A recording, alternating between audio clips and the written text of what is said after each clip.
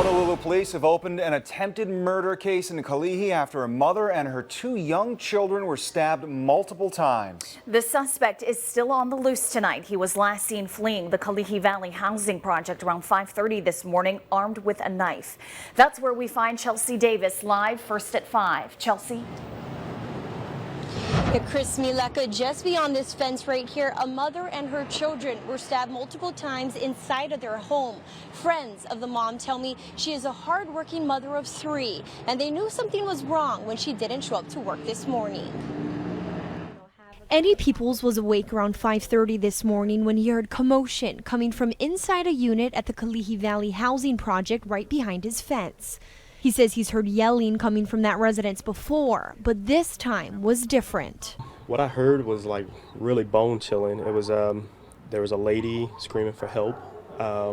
She was employing anyone who could hear her to call 911, and I could hear children in the background screaming in pain. The screaming was coming from 28-year-old Megan Isomura. Police tell us she and her 2 children were stabbed multiple times. Sources say Isomura at least 10 times, her 8-year-old daughter at least 4 times, and her 7-year-old son twice.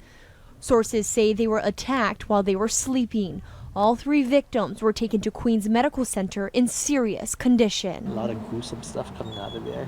Daryl Peng also lives in the neighborhood adjacent to the housing project and says detectives were there all morning pulling evidence from the home. They came and they were taking a lot of things out of the apartment, and it was, a lot of pretty bloody things. Just before 9 a.m., staff members at Kalihi Elementary School say they saw a suspicious person on campus. The school went on lockdown for about an hour while officers swarmed the campus.